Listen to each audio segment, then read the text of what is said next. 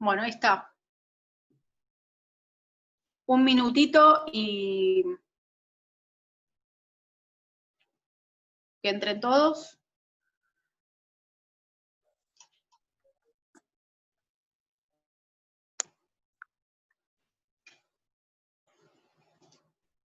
Bueno.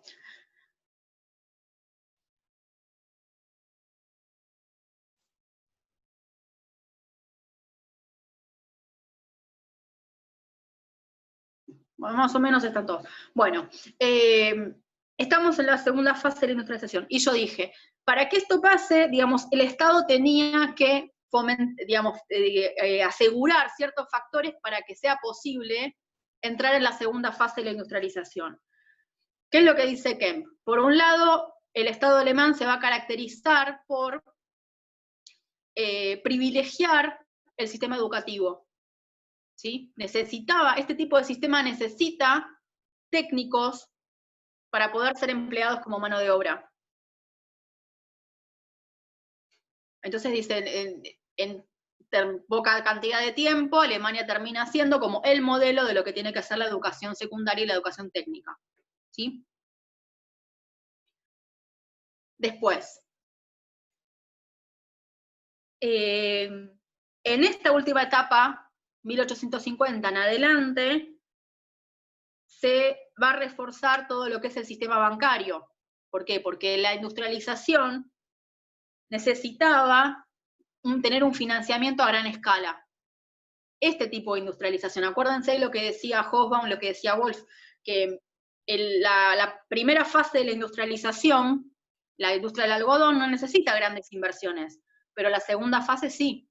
Entonces, cuando Alemania entra directamente en la segunda fase, ¿sí?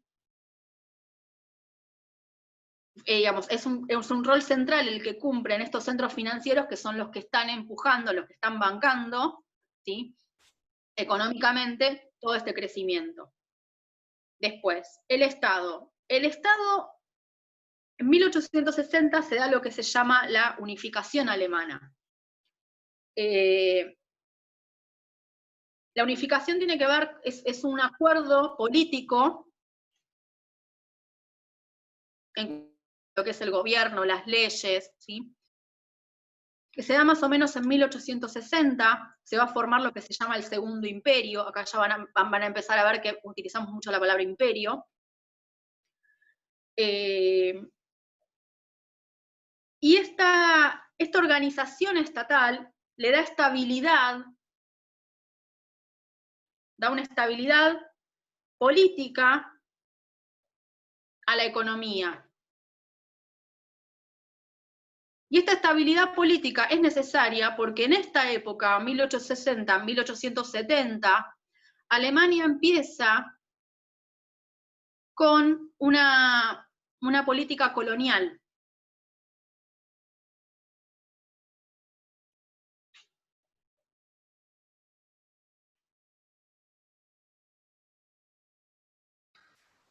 ¿Qué significa esto? Que para poder seguir creciendo económicamente, en algún determinado momento, Alemania va a necesitar tener colonias, así como tenía colonias Inglaterra, Francia, Holanda, Portugal, etc.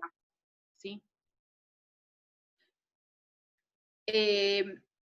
Esta salida, digamos que es una salida, el comercio externo como salida para que ese crecimiento económico no se frene. La política colonial, ahora vamos a ver, en el caso de Alemania, 1870. ¿Sí? Pero ya vamos a empezar a hablar de la parte imperial. Fíjense cuando dice, se está formando el segundo imperio y nombra al canciller Bismarck. ¿Sí? Esta palabra imperio tiene una connotación que ahora lo vamos a ver con el próximo tema. ¿Por qué es importante acá el tema de la colonia y el Estado? Porque para poder financiar, ¿sí?, lo que es la creación de una flota, poder militar, ¿sí? O sea, cuando los europeos llegan a una zona colonial y llegan a conquistar, en el medio se prevén conflictos bélicos. Entonces, Unido a esto hay lo que se llama le van a decir carrera armamentística, pero fines del 1800 los estados europeos están fabricando armamento, que es otro de los posibles mercados, aparte del ferrocarril, ¿sí? Para la industria del metal. El autor va a terminar diciendo que frente a esta competencia colonial, y va a nombrar especialmente la competencia entre Inglaterra, Francia, Rusia y Alemania, frente a esta competencia económica, se vislumbra una guerra. Está hablando de la Primera Guerra Mundial, ¿sí? Tenemos un mercado competitivo, una expansión colonial, un Estado imperial, ¿sí? Y en el medio lo que tenemos es el nacionalismo. Del nacionalismo yo voy a hablar poco, vamos a hablar más adelante, pero a fines del 1800 estamos en un momento en el cual los estados están reforzando lo que es la ideología nacionalista. El nacionalismo, que fíjense que usamos la palabra nacionalismo hasta el día de hoy. ¿Qué es esto del nacionalismo? El nacionalismo es una construcción, vamos a empezar por ahí. Siempre uno se enoja cuando yo digo que el nacionalismo es una construcción, ¿sí?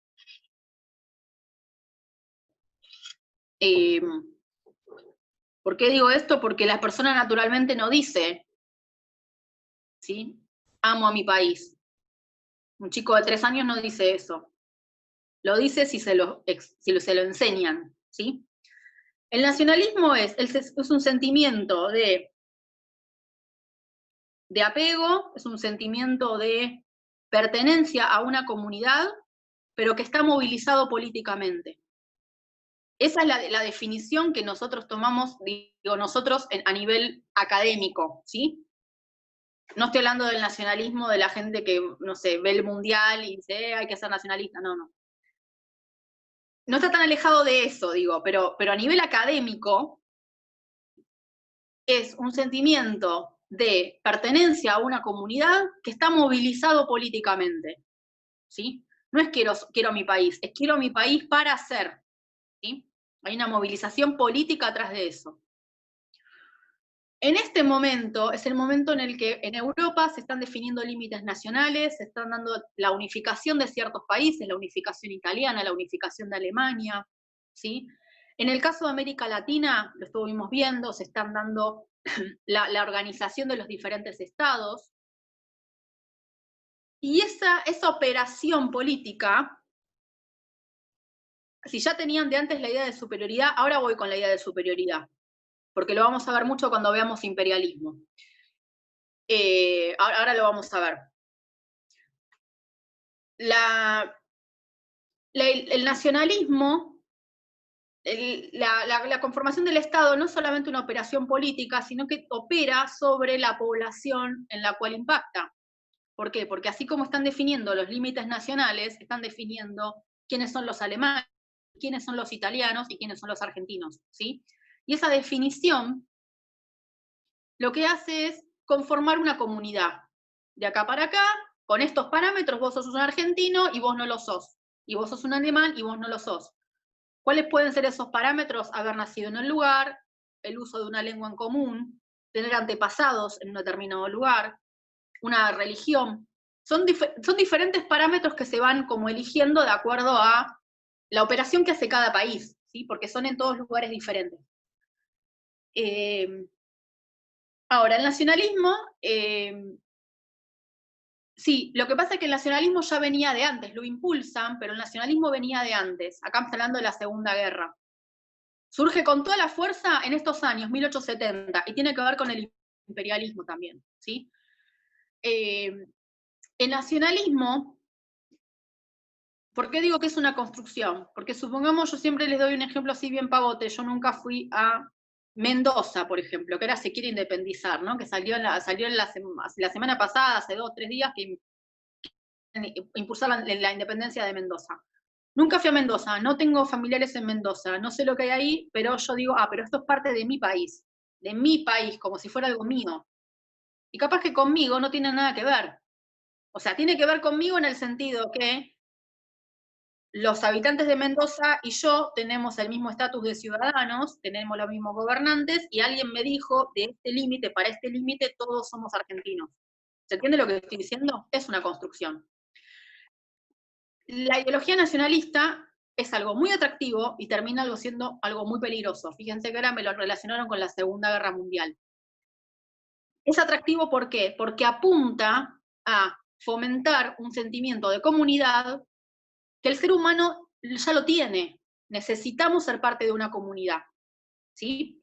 Entonces, cuando todo el tiempo, desde que somos chiquititos, por eso se va construyendo desde que somos chiquitos, nos van explicando dónde nacemos, cuál es tu país, cuáles son los símbolos patrios, ¿sí? Vamos identificando todos esos símbolos. Los símbolos pueden ser la bandera, el himno, como símbolos culturales. El fútbol, la música, ¿sí? Un idioma, son culturales también. Yo identifico todos esos símbolos con un determinado grupo. Entonces me van creando en la cabeza que yo pertenezco a ese grupo. ¿Entendido que funciona más o menos? ¿Por qué digo que es muy atractivo? Porque fomenta este sentimiento de poder pertenecer a un grupo. También es muy peligroso, tiene como una doble cara, que es la que nosotros vemos en las guerras, ¿sí? Si yo fomento en una población que todos los argentinos son hermanos, ¿eso qué significa?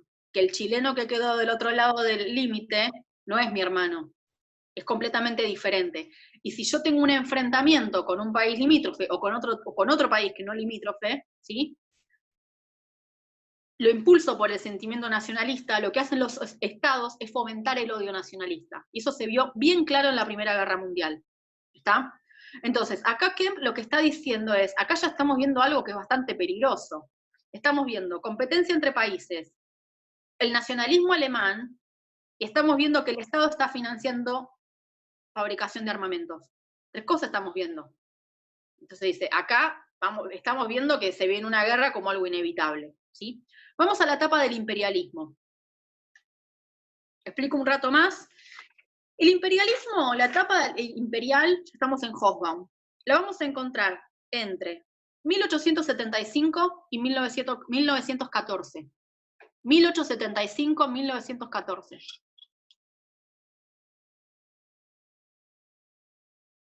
Ahora vamos a ir, Elio me preguntó si Alemania ya tenía la idea de superioridad. Ahora vamos a ver que en el imperialismo aparece esta idea de superioridad. Los europeos en general, en el 1800, tienen esta idea de superioridad. Acuérdense que utilizan mucho la palabra progreso, porque ellos ven una sociedad que progresa económicamente, progresa a nivel tecnológico, y parece que ese crecimiento no tiene fin, ¿sí? Ahí ya empieza a aparecer una idea como de superioridad, pero esto está muy fomentado por el imperialismo. Bueno, ¿qué es este imperialismo? Esperen que me puse este delito. Bueno,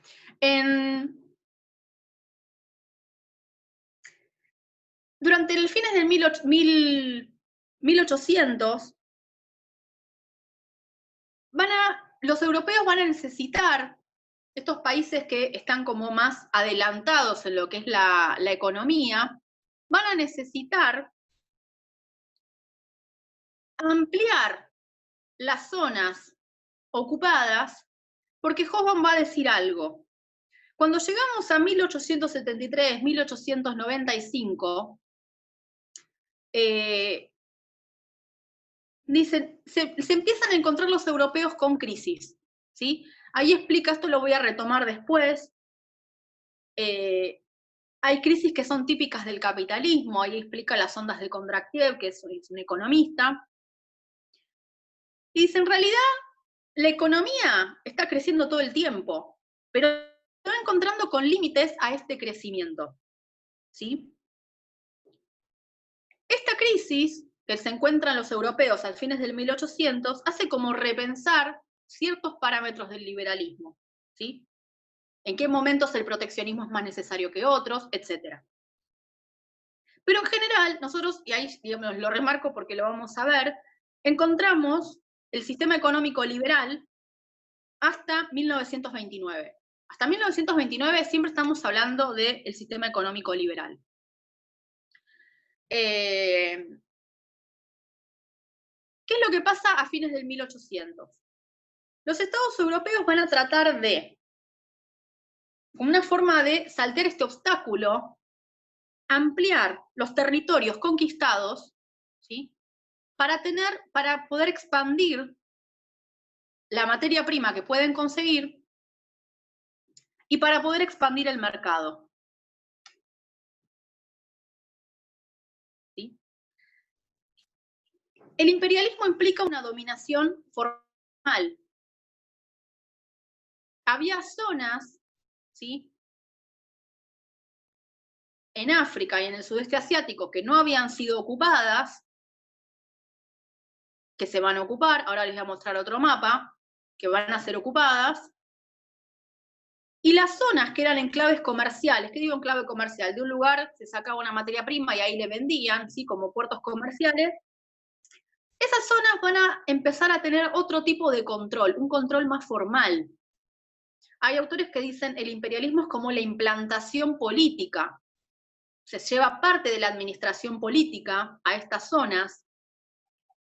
Entonces ya no es más una colonia, es como si fuera una provincia más. ¿Sí? Y eso hace que aumente, ¿sí? la extracción de materia prima. Les voy a mostrar otra imagen más, compartir pantalla, que va a ser la última. Ahí está.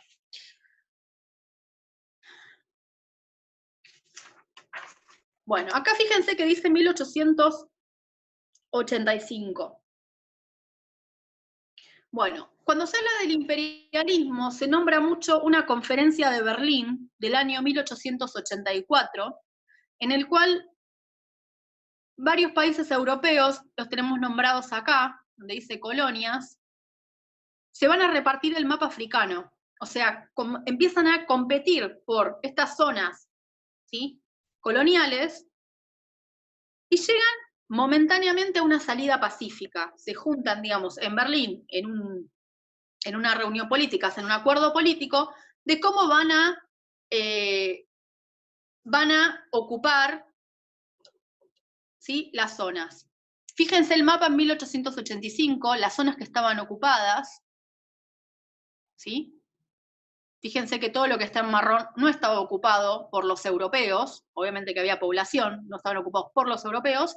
Fíjense lo que es en 1914, la ocupación europea, ocupan todo el mapa, ¿sí? Salvo pequeños lugares, queda todo ocupado. Fíjense los colores, el verde Francia, la ocupación británica es la rosa, la alemana es esta tipo amarillita, ¿sí? medio naranja, o sea que aparece la ocupación alemana en África. Entonces, vemos que Alemania irrumpe en esta segunda fase, ya ocupando estas zonas y con una dominación formal mucho más fuerte. Entonces, esperen que cierro acá. Vamos a ir cerrando. ¿Qué es lo que pasa con este imperialismo? Esta dominación colonial le va a solucionar bastante problemas a los europeos, bastantes problemas. ¿Por qué? Porque ellos van a conseguir otras zonas de donde sacar materia prima, otras zonas de donde vender, van a ampliar sus redes comerciales, o sea que por el lado económico les soluciona un problema. Acá al autor Hoffman lo que va a explicar es que cómo justifican esto, porque cuando llegan a África hacen cualquier desastre, o sea, por un lado lo dice Kempf, lo dice Hoffman, para hacer esto el Estado está atrás, fabricando armamento, haciendo flotas, ¿sí? Digo cualquier desastre, ¿por qué? Porque las primeras matanzas, en algunos libros aparece con la categoría genocidio, ya aparecen en África, ¿sí? Las hicieron los europeos cuando llegaron a África. Esa dominación se justifica con una supuesta superioridad. Como los europeos son superiores en cuanto a sus valores, que son una sociedad muchísimo más avanzada, tenían como esa